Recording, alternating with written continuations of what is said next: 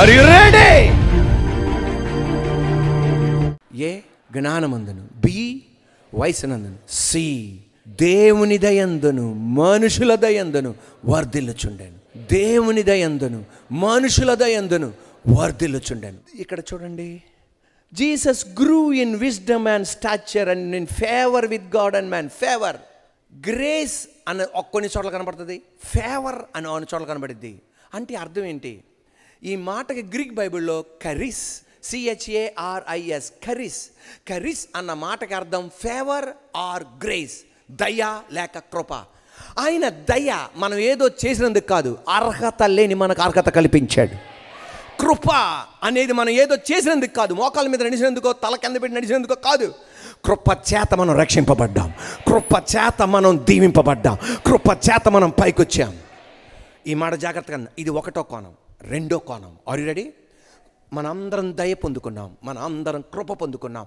కానీ మన జీవితంలో అది కనబడవు, ముయ్యబడిన తలుపుల్లాగా ఉంటాయి. అలాంటప్పుడు నువ్వు దయ పొందుకోవాలంటే ఏం చేయాలి? కృప పొందుకోవాలంటే ఏం చేయాలి? Are you ready?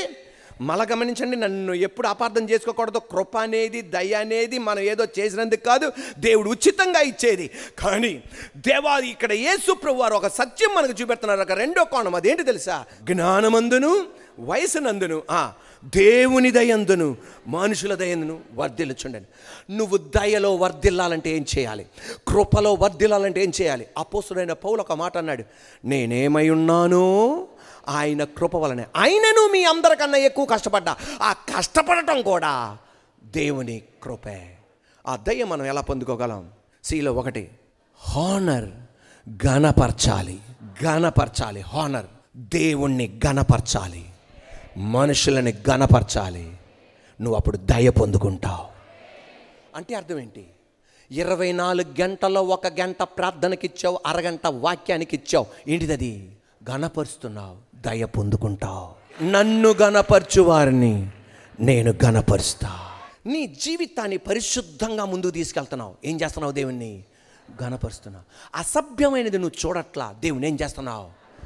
రహస్యంగా చూస్తున్న దేవుడు పబ్లిక్గా నిన్ను హెచ్చిస్తాడు. అది దేవుని వైపు మాత్రమే కాదు, ఎవరి దయందును. పెద్దవాళ్ళు వస్తున్నారు, పెద్ద ఆయన వచ్చినప్పుడు లేచి నిలబడ్డావు. ఆ పెద్ద ఆయన ఏం చేస్తున్నావు? నువ్వు గౌరవిస్తున్నావు. ఒక పెద్ద తల్లి కనబడింది, ఆంటీ గారు అంటున్నావు, అంకుల్ గారు అంటున్నావు. ఆ వ్యక్తిని, ఆ అమ్మని, ఆ నాన్నని ఏం చేస్తున్నావు? నువ్వు ఘనపరుస్తున్నావు.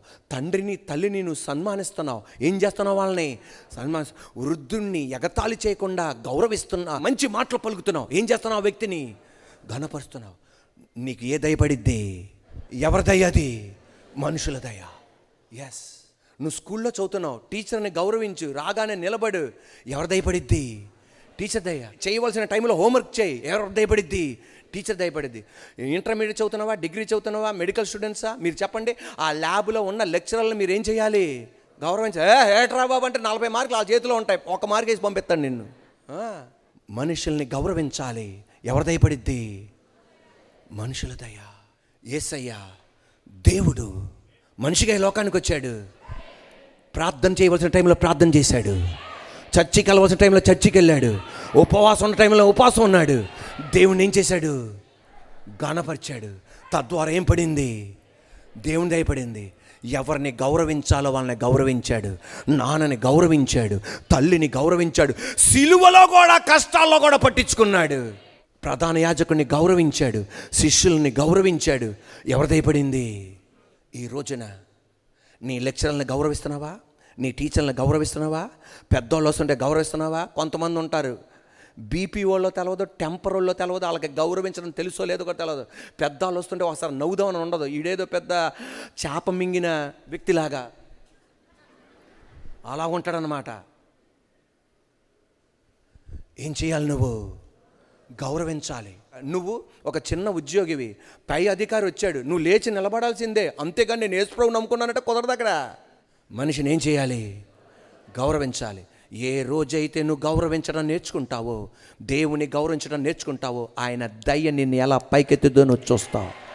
యోసేపు పాపం చేయడానికి ఆఫర్ వచ్చింది, కానీ ఆ ఆఫర్ని తిరస్కరించాడు. ఎవరిని గణపరిచాడు? దేవుణ్ణి. తనతో పాటు ఉన్న వాడిని గౌరవించాడు. ఎవరి దయ? మనుషుల దయ ఏం వర్ధిల్లాడండి బాబు. దానియేలు విగ్రహారాధన చేయడానికి ఆఫర్ వచ్చింది, తాగటానికి ఆఫర్ వచ్చింది, స్నేహితులతో తిరగడానికి ఆఫర్ వచ్చింది, నో అన్నాడు. ఎవరి దయ? దేవుని దయ. కానీ ఎవరిని గౌరవించాలో వాళ్ళని గౌరవించారు. తన 2 ఫ్రెండ్స్ ఉన్నారు, దానియేలు పైకి వచ్చేసాడని వదిలేలా తన 2 ఫ్రెండ్స్ను కూడా పైకి తీసుకొచ్చాడు. ఎవరి దయ? ఏం వర్ధిల్లాడండి. ఇప్పుడు కసి మీద ఆమె అనాలి, 4 రాజులు మారినా మన దానియేలు మారలా. ఈరోజు చప్పట్లు కొడుతుండగా దేవుని దయపడాలా, దేవుని ఘనపరచు. ఇప్పుడు ఆమె అన్నాను, నేను చదువుకున్న రోజు ఇంటర్మీడియట్ నుండి నిర్ణయించుకున్నా, ఇంతసేపు నేను ప్రార్థన చేస్తా, ఇంతసేపు వాక్యం చదువుతా, కృప చేత నేను ఈరోజు ఇలా నిలబడగలుగుతున్నాను. ఈ రోజున ఎవరిని గౌరవించాలో ఆ వ్యక్తిని నువ్వు గౌరవించాలి, ఎవరిని ఘనపరచాలో వాళ్ళని నువ్వు ఘనపరచాలి. దేవుని దయ, మనిషి దయపడుతుంది. నిన్ను ద్వేషించే వారే ఎంతమంది ఉన్నా నిన్ను ముందుకు తీసుకెళ్లడం ప్రపంచం చూడబోతుంది. Are you ready? 2, విలువ, వాల్యూ. దేవునికి విలువ ఇవ్వాలి, మనుషులకు విలువ ఇవ్వాలి. ఆడు పేదోడు, ఆడు మధ్య తరగతో, ఆడు ఉన్నత తరగతో, చిన్న ఉద్యోగము, ఒక మాదిరి ఉద్యోగము, పెద్ద ఉద్యోగము, ఆడు అమెరికా వాడు, ఆడు ఆస్ట్రేలియా వాడు, ఇండియా వాడు, మనుషునికి విలువ ఇవ్వాలి. లావుగా ఉన్నాడో, పొట్టిగా ఉన్నాడో, బారుగా ఉన్నాడో, సన్నగా ఉన్నాడో, విలువ ఇవ్వాలి. చదువుకున్నవాడో, చదువులేనోడో, నువ్వు విలువ ఇవ్వాలి. దేవుని దయ పొందుకుంటావు. ఈ రోజున మనం చదువుకుంటున్నాం తప్ప ఎవరికి విలువ ఇవ్వాలో వాళ్ళకి విలువ ఇవ్వట్లా. మనం విలువలు లేని చదువులుగా మారిపోతున్నాయి మనకి. యేసు ప్రభువారు సిమియోను అన్న వ్యక్తిని కుష్టి రోగం వస్తే కుష్టి రోగం నుండి స్వస్థపరిచారు. ఎవరో? యేసు ప్రభువారు. Are you ready? యేసు ప్రభువారు ఏం చేశారండి? స్వస్థత పరిచారు. యేసే స్వస్థపరిస్తే ఈయనే పిలిచాడు, మా ఇంటికి వచ్చి ఏం చేయి, భోంచేయని. వాళ్ళ ఇంటికి వెళ్తేనండి వచ్చినట్టు లేకుండా నటిస్తున్నాడు నా వ్యక్తి. అసలు ఆ మనిషికి ఎలాగా అనిపించిందో నాకు అర్థం కావట్లా. కుష్టి రోగం తగ్గిస్తే, కుష్టి రోగంతో చచ్చిపోవలసిన వ్యక్తిని తగ్గిస్తే వాళ్ళ ఇంటికి వెళ్తే కనీసం అప్పటి ఆచార ప్రకారం పాదాలకు నీళ్ళు ఇవ్వాలి, కడగడానికి. పాదాలు కడగడానికి నీళ్ళు ఇవ్వాలా, శిరస్సు మీద ఒలివ నూనె పోయడానికి నూనె ఇవ్వాలా, కుడి బుగ్గకు ముద్దు పెట్టాలి, ముద్దు పెట్టలా, టవ్వలు ఇవ్వాలా. యేసయ్య ఆశించాడు అది చేస్తాడని, కానీ చెయ్యలా. యేసయ్యకేమి ఇవ్వాలా? విలువ ఇవ్వాలా.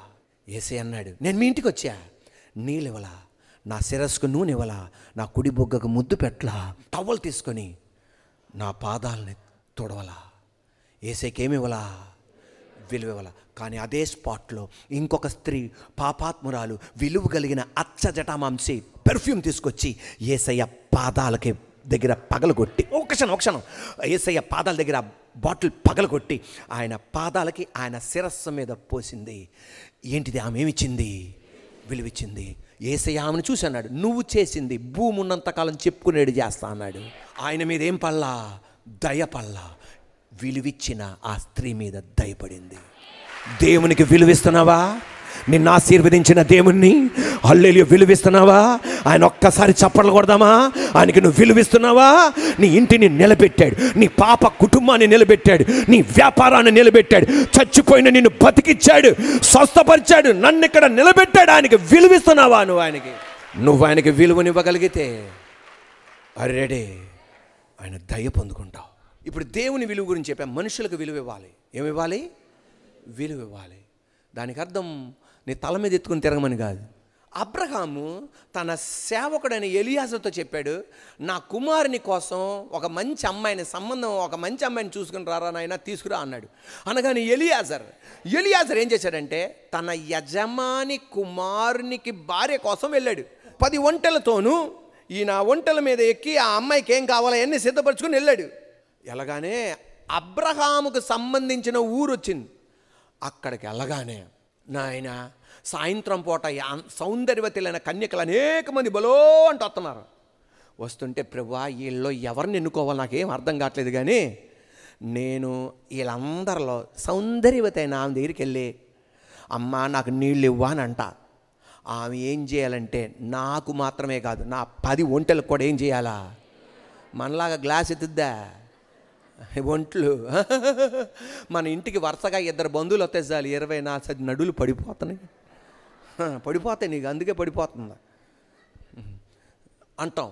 కానీ వెళ్ళి రెబ్కా అన్న సౌందర్యవతి దగ్గరికి వెళ్ళి, అమ్మా కొంచెం నీళ్ళు ఇస్తావా, దప్పికేస్తున్నాను. కానీ ఆమె ఆయన ముఖం వెంక చూసి, అయ్యా నీకు ఇస్తా, నీ 10 ఒంటెలకు ఇస్తా.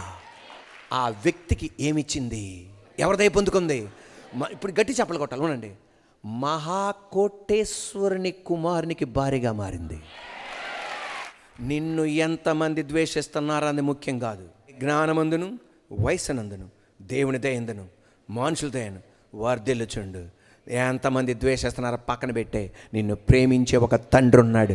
నిన్ను ఎలా హెచ్చిస్తాడో నువ్వు కళ్ళరా చూస్తావు అంతే. నానా, మీ అమ్మకి విలువిస్తున్నావా? బాత్రూమ్కి వెళ్ళలేకపోతుంది మీ అమ్మ చేతులు పట్టుకొని బాత్రూమ్కి తీసుకెళ్ళగలుగుతున్నావా? ఎందుకు నువ్వు చదువుకొని చెప్పు తీసుకొని అమ్మను కొట్టడానికా? ఆ నాన్నకి విలువిస్తున్నావా? కష్టపడినంతకాలం కష్టపడి ఈరోజు చేతులు ఎత్తేస్తే ఆ నాన్నని బెల్ట్ తీసుకుని కొడతావా? ఇంతగా వాళ్ళు మన కోసం కష్టపడింది, ఇంతగా మన కొరకు నిలబడింది ఇందుకోసమేనా? ఒకరోజు నువ్వు కూడా వృద్ధాప్యానికి వస్తావు, ఒక రోజున నువ్వు కూడా వృద్ధురాలు అవుతావు. ఆ రోజున నువ్వు ఏడొక ముందే ఈ రోజున నీకు అప్పగించిన అమ్మకి నాన్నకి విలువివ్వాలి, అంకుల్ గారికి ఆంటీ గారికి విలువివ్వాలి, చెల్లెలకి తమ్ముళ్ళకి విలువివ్వాలి, అక్కకి అన్నకి విలువివ్వాలి. ఈరోజు అనేక మంది దేవునికి విలువిస్తున్నారే తప్ప మనుషులకి విలువివ్వట్లా. కానీ ఈరోజు విలువివ్వాలి. ఎవరి దయపడుతుంది? ఒకవేళ ఎలియాజర్ లాగా బంగారం, వస్త్రాలు లేకపోతే మిగతా చేయకపోవచ్చు, కానీ వాళ్ళు ప్రార్థన చేస్తారు, నాకు విలువిచ్చిన వ్యక్తిని ఆశీర్వదించండి అయ్యా, ఆశీర్వదించండి అయ్యా.